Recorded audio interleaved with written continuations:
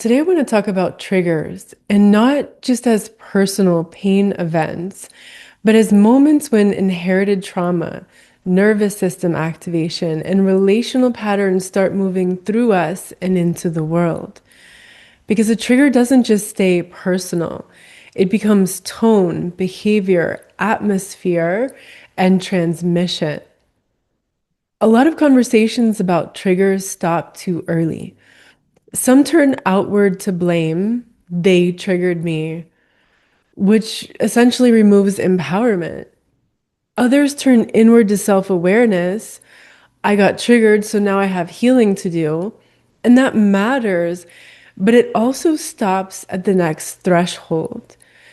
Because a trigger isn't just about the present moment.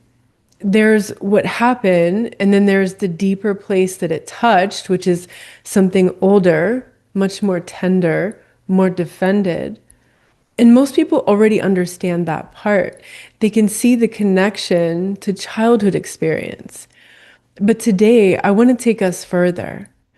I want to look into the mechanism by which the micro becomes the macro. How an unresolved pattern moves from the inner system into the relational and collective field. And I want to explore how stewardship interrupts that pattern so the wound is no longer what gets transmitted. A trigger isn't a problem, it's the activation point of an already existing pattern. And that pattern doesn't stay contained inside us. A trigger happens in a nervous system, but transmission happens through a network. So a trigger isn't just a personal wound being touched. It's also an inherited pattern asking whether it will continue through you. Our unexamined triggers become relational weather. They move through thought, tone, behavior, relationship, family system, community, culture, and the world. But clarity and coherence can interrupt the inheritance and change the transmission. So, this episode isn't just about becoming more self aware when you get triggered. It's about understanding how unresolved material becomes collective reality, and how when we transmute the wound into medicine, we alter what becomes newly available in the field. Trauma spreads through networks, but so does medicine. So, the deeper question in this episode is when you get triggered, what's actually trying to move through you?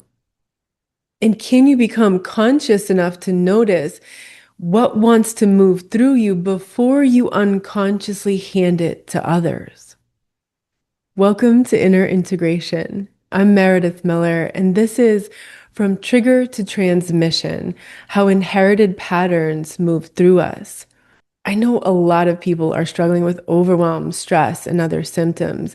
That's why I want to tell you about a little device that I use that you can use to get relief so that you can function or sleep. It's called the Vibe. This little device is so affordable and easy to use. You don't have to know anything about technology. You just turn it on and you skip through the menu of all the different symptoms that maybe you have that you want some relief with. So for me, general inflammation is the one that I use very frequently. A lot of people in this community suffer with fibromyalgia. They go to the doctor, they have all these pain. The doctor can't find an organic cause. The doctor doesn't realize that it's probably a lot of trauma built up in your body. Fibromyalgia can be really helpful for a lot of people because they can just click that, turn it on, you just hang it around your neck and you let it do its work. You can be working at the computer, you can be watching TV, you can be doing anything else, and it's working for you.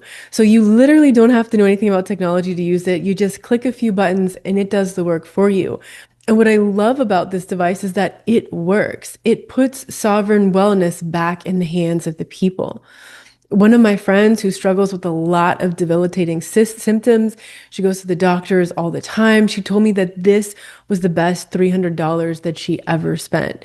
This little pocket device uses frequencies to relieve symptoms like anxiety, inflammation, neck pain, back pain, fibromyalgia, headaches, irritability, depression, brain fog, insomnia, heart issues, and more.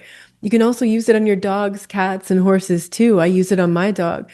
It's based on a technology with a 98% success rate in alleviating the symptoms of post trauma.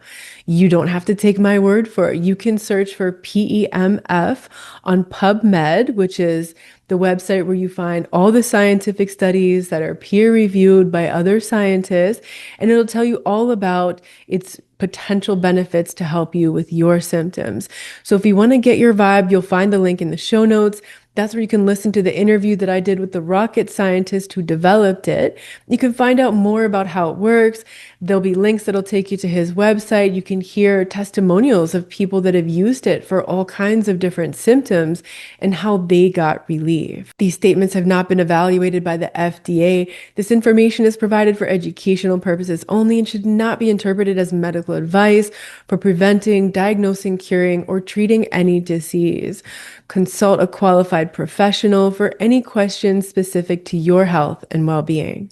In the last two episodes, we explored the core wound from the micro to the macro lens, particularly around the theme of scarcity. In episode 22, where scarcity meets your core wounds, how lack becomes identity, we mapped the terrain of the core wound and its ancestral agreement. We talked about the worldview that forms around it, the survival adaptations we develop to feel safe, and the vows we make to avoid ever feeling that pain again. Then in episode 23, from inherited scarcity to living medicine, we widened the lens to the field. We explored how trauma and scarcity don't just live inside individuals, but move through the human field just like medicine can. What I want to show you today is the mechanism that connects those two levels. Our gateway into this work is the trigger, and the bridge is the transmission. When a trigger happens, it activates the core wound architecture, the ancestral agreement, the worldview, the adaptations, the vows, and all of that can come online at once, mobilizing or immobilizing the nervous system in something that feels like a tidal wave. And what begins as activation inside one nervous system doesn't necessarily stay there. A trigger happens in a nervous system. Transmission happens through a network. This is how an inner pattern becomes relational atmosphere. The trigger becomes tone, defensiveness, withdrawal, control, projection, resentment, urgency, collapse, self-abandonment, performance, domination, people-pleasing. And those inner states begin shaping other nervous systems because the human being isn't only a self, we're also a conduit. So the question isn't only what am I feeling? The deeper question is what is moving through me into the field? That changes the conversation about triggers. A trigger isn't merely a private pain event. It's a moment when a pattern is attempting to pass from the internal network into the external one, from nervous system into relationship, from relationship into culture, and from culture into collective reality. And again, and I'm going to keep reminding you, this inner root work isn't about blaming, shaming, or judging yourself. It's about gaining enough clarity to restore coherence and to open the possibility for something new. Because the wound recruits in order to survive. Unresolved material doesn't sit quietly inside us. It creates the conditions favorable to its own continuation. It recruits evidence, interpretation, memory, identity, physiology, behavior, relational dynamics that make its worldview appear true. That's why trying to fix it feels like working against the force of gravity. So when the wound is triggered, For example, maybe the wound is I'm powerless. The whole system can organize around that agreement at once. A worldview comes online. See, the world is hostile. An adaptation comes online. Maybe control or perform or disappear or attack or please. A vow comes online. I'll never be dependent again. I just have to be strong. And then a whole reality field begins to form around it. This is just how life is. That's how the core wound preserves itself. So it's not just that we're trying to survive, the wound is trying to survive too. And that doesn't mean that the wound is the ultimate truth. It means it contains survival intelligence. The wound isn't actually a static injury. It's a living pattern. And like us, it doesn't have to remain trapped in survival mode. Because there's also something deeper inside it that wants to emerge. That's the medicine. But we usually can't see the medicine when the reaction happens before the consciousness catches up. The body has already entered the room before the story is even fully narrated. And trauma may be carried through story, but it lives in the body, non-verbally, as a packet and pattern of energy and emotion. That's what gets triggered. And transmission of the wound is what happens when pain becomes behavior and tone and atmosphere before it becomes consciousness. So the deepest issue isn't just, I got activated and snapped at someone. It's that the wound can begin recruiting a world to support itself. That's why it matters. Because the trigger isn't only revealing the pain, it's revealing the architecture of repetition. And if we can become conscious there, then the pattern no longer has to keep passing itself forward. The wound can evolve into medicine, and we can evolve from transmitting the wound to transmitting the medicine. When we get triggered, it's not just the pain getting activated, it's the core wound. And as we've been exploring this season, the core wound isn't merely personal. It's an ancestral agreement carried forward through identity, belonging, and survival. That's why the body can experience disobedience to that agreement as dangerous, even life-threatening, because at a deep level, the pattern is tied to belonging and identity. It's existential. So the trigger isn't just activating unresolved pain, it's activating an old agreement. An agreement may sound like, I'm unwanted, I'm too much, I'm not enough. And what gets activated in that moment isn't just feeling, it's fidelity. We often remain faithful to the wound, not because we consciously choose suffering, but because at a genetic level, that pattern is linked with family, safety, love, inclusion, or survival. So if the agreement is, I'm too much, the body may organize around dimming, bracing, self-monitoring, censoring expression, holding back breath, or staying half present. And if the agreement is I'm unloved, the body may organize around effort, usefulness, anticipation, over-attunement, and the ability to truly rest or receive. All of that is loyalty in action. Because what keeps an agreement in place is often not ignorance, but devotion. Some part of you is remaining faithful to what once preserved connection in the original field of the family. And that devotion lives below language. So it's not like you're having this explicit conversation with yourself. And that's why resistance to changing the pattern can feel so visceral. It's like betraying the family, betraying home, betraying the emotional climate you were shaped inside, betraying the terms of belonging itself. So the real question isn't just why do I keep repeating this? It's what ancient loyalty is this pattern preserving? Because healing can feel dangerous even when the old pattern is painful. The body might register freedom as disloyalty. So listen for the vows. Vows sound like I have to sacrifice my needs to get love. I have to dim my light to stay safe. I have to be strong because I can't count on anyone. I have to swallow the truth to belong. I have to suffer to be close to God. I have to be alone to be safe.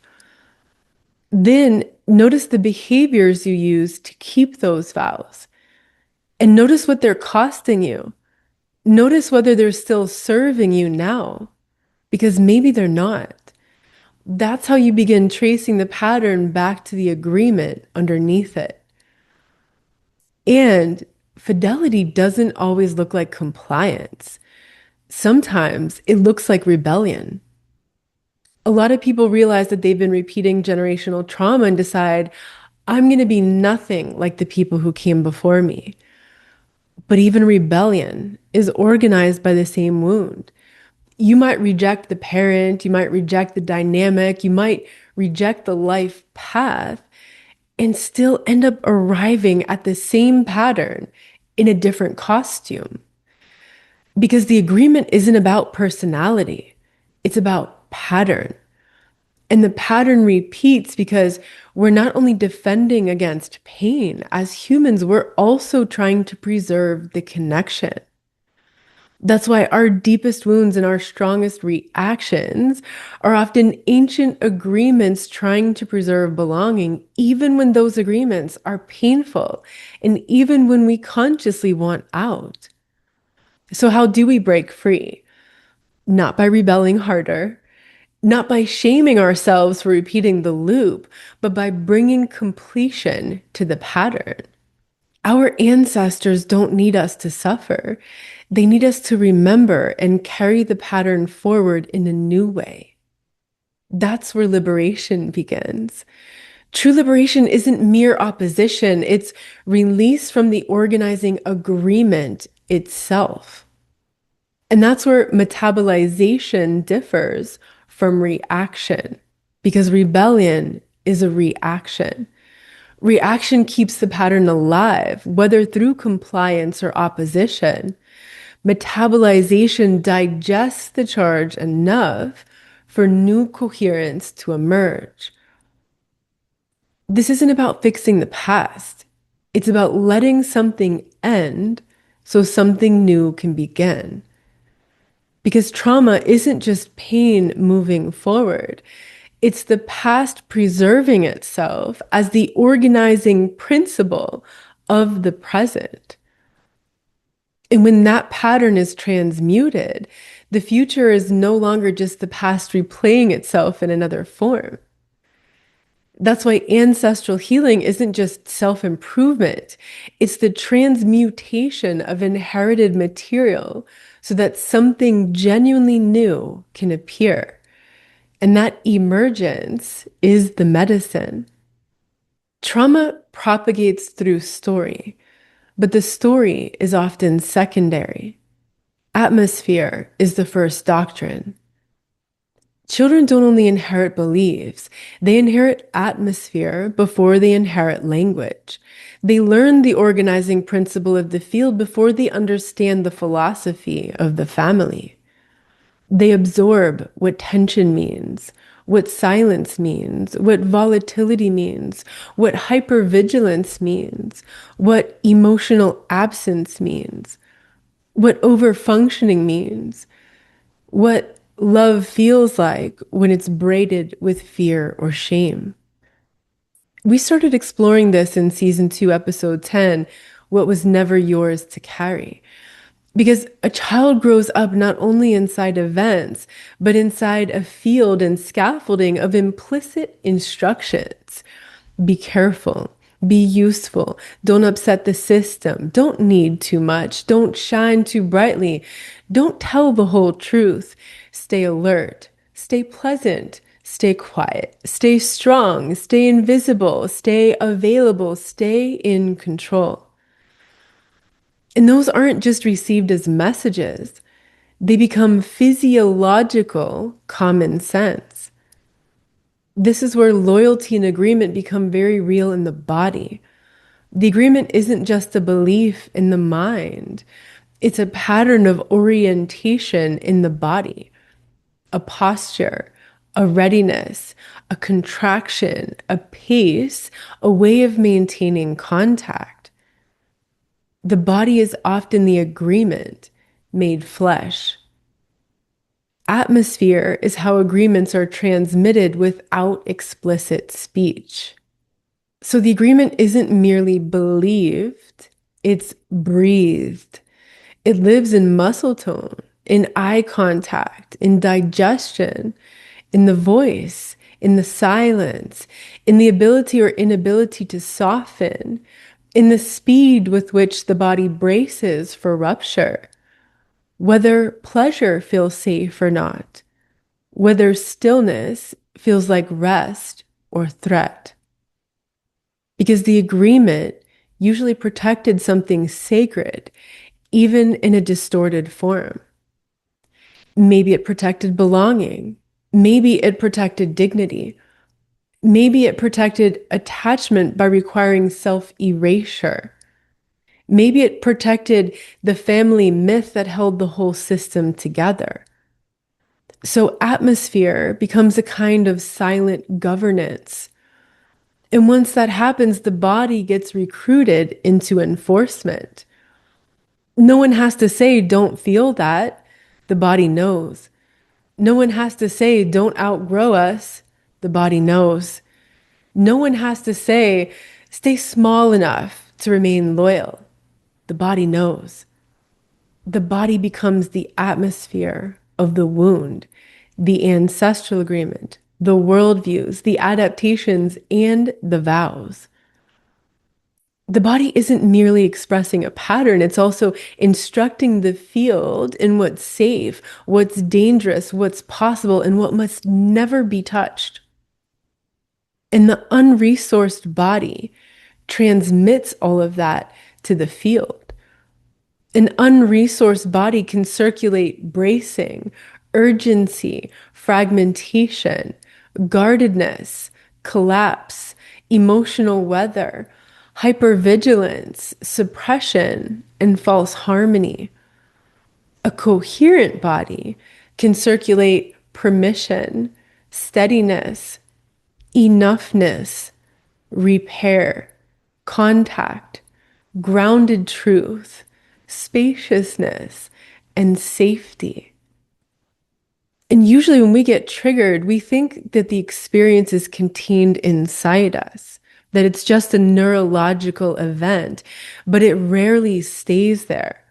These states shape other nervous systems. This is why unexamined triggers become relational weather. A trigger is personal activation. Transmission is what happens next. A trigger happens in the internal network, in the nervous system, in the body. Transmission is what happens through the external network, through relationships, family, lineage, community, and the wider field of connection. So a trigger isn't just a cue that something hurts. It's a threshold moment where inherited momentum gathers force. That ancient pattern rises and asks, will I continue through you? So one self-reflection question that we can ask in the body is, what am I circulating right now? So come down from your mind and in the body to hear that answer. And again, not as accusation, not as blame, not as shame, not as judgment, as awareness. Because in living systems, we're always participating through what we transmit, even when we don't mean to. That's the invitation to stewardship, not perfectionism, not shame, but reverent responsibility for what passes through us. This is where the body becomes more than the carrier of the wound. It also becomes the place where inherited loyalty can be felt, honored, and gradually released. And maybe that's one of the deepest truths here. Before the body can circulate medicine, it often has to realize that the pain it keeps reproducing is tied to a loyalty it once called love. The trigger isn't only a breadcrumb, it's a bifurcation point. At the moment that the wound is activated, one of two things tends to happen. The pattern continues unconsciously, or a conscious presence interrupts the inheritance. So, yes, the trigger becomes a moment of choice, but not in the simplistic sense of just choose better. It's more like this is the moment where ancestral momentum either continues through me or gets metabolized by me. That's the deeper invitation. So the shift here is from possession of the wound to stewardship of the medicine. When it's no longer my trigger, my pain, my trauma, something begins to open. The stance becomes less defensive, less grasping, less braced, and more like conscious participation in reality. Then the question changes, not just why am I feeling this again, but what am I responsible for once I see that this pattern wants to move through me? And if I stop repeating the old agreement, then what? This is where coherence matters, because coherence interrupts the inheritance. Yet coherence isn't the final goal. Coherence creates the conditions for something new to emerge. And coherence might require grieving the goodness hidden inside the loyalty, because if you move too quickly into break the agreement, you can miss the tenderness of what that agreement was once trying to preserve. A child's loyalty is love. A nervous system's loyalty is intelligence for survival. A vow's loyalty is devotion without options. That deserves reverence, not so it remains in power, but so that healing doesn't become another act of self-rejection. So the movement isn't merely break the vow, it's more like honor the devotion, recognize the survival intelligence, release the old contract if you're ready, and create a new agreement. In my work, I do this through the ancestral field by accessing the memory of the ancestor who originated that particular wound, the one with whom the agreement was first made. So the process isn't only about witnessing how the wound, the worldview, the adaptations, and vows served us as individuals. It's also about seeing how they once served the ancestor. And from there, we can ask, is this still serving us? Or are we ready for liberation together? And as that architecture begins to loosen, the body can start becoming atmosphere for something else. Not atmosphere for vigilance, but atmosphere for enoughness. Not atmosphere of suppression, but atmosphere of truth in connection. Not atmosphere of inherited tension, but atmosphere of presence. Not atmosphere of control, but atmosphere of faith. Not atmosphere of fear, but atmosphere of grace. Not atmosphere of emotional outsourcing, but atmosphere of stewardship. Then the body stops silently instructing the field in survival and starts permitting something new to emerge. That's what becomes the new transmission. Trauma spreads through networks, but so does medicine. So the question isn't whether something is transmitting through you, it's what is transmitting through you. And here's an important nuance. You're responsible for the transmission, but you're not responsible for how others receive it. You're not here to save your family. You're not here to force anyone to tune in. That's a soul by soul decision. Some people might become more responsive to the shift in you than you ever expected. Others might resist it, and that might shock you. Some might begin changing in beautiful ways. Others might pull away, turn on you, or react to the change in ways that really surprise you. Not everyone is going to be available for the new pattern, and that's okay because that's their journey. And in the same way, when you encounter someone transmitting blame, projection, defensiveness, or control, you don't have to tune into that transmission. You can witness it with compassion and boundaries without becoming entangled in it. As the wound begins to transmit into medicine, you're still going to get triggered. But what you might start to notice is that the trigger no longer carries the same weight. What used to collapse you, hook you, or set you off becomes more like a little blip on the screen. And you might slip into an old pattern sometimes, but you'll likely catch it sooner, repair it sooner, return sooner. That's what growth looks like. It's not about perfection. It's not never messy. It's not never being activated again, but it's more awareness, more responsibility, more elegance over time. So remember, triggers aren't just personal pain events. They're moments when an inherited pattern asks whether it will continue through you. The trigger happens in a nervous system. Transmission happens through a network. Healing isn't just self-improvement. It changes the quality of what moves through the human network. So healing becomes more than repair. It becomes relational, creative, participatory, evolutionary. Trauma already moves through families, communities, and cultures. That's what repetition compulsion is. That's what history repeating itself is. The old story looping through time like a scratched record. And when trauma becomes integrated, what moves through you changes. Your presence changes. Your relationships change. Your family dynamics change. The wider field around you changes. And these aren't merely abstract spiritual ideas, they are real observable shifts.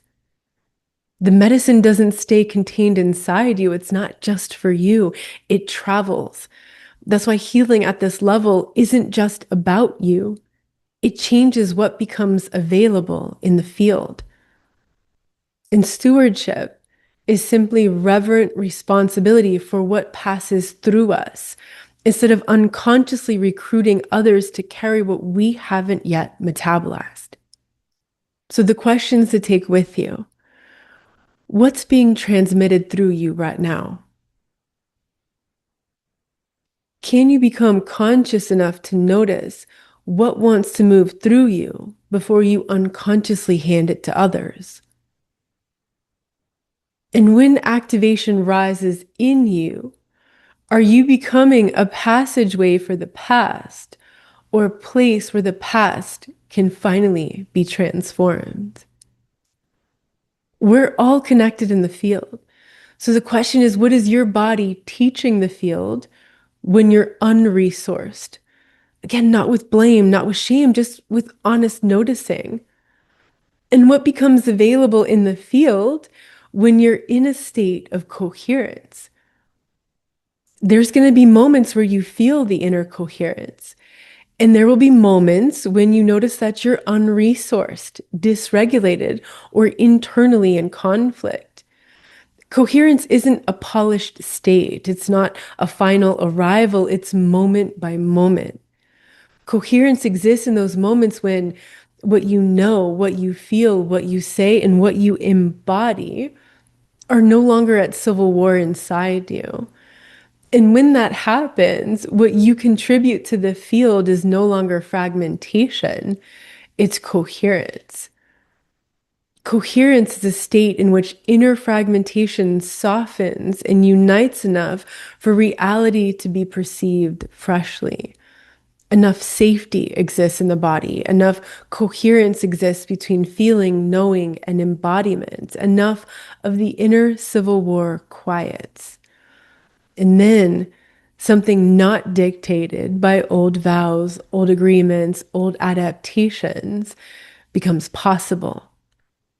The wound says, repeat what preserved survival. Medicine says, allow what has never been possible before. So coherence isn't the final goal. Coherence creates the conditions for emergence.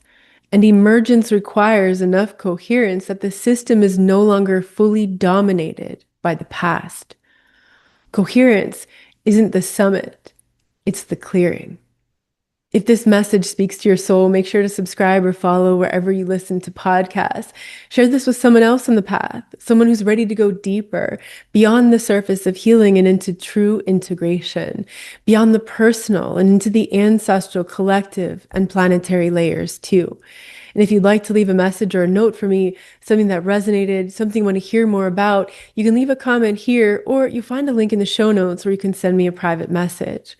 Remember, keep listening within. No more playing small. It's time to remember who you are because the world needs your wholeness now more than ever. You are not the wound. You are the medicine. Let your trauma become your map to purpose. Thank you for joining me today for this transmission of the Inner Integration podcast. You're not broken. You're not behind. Your trauma wasn't a detour. It was initiation, an immersion into the very wisdom that your soul came here to embody. To go deeper into this work, visit innerintegration.com. And until next time, big hug to you.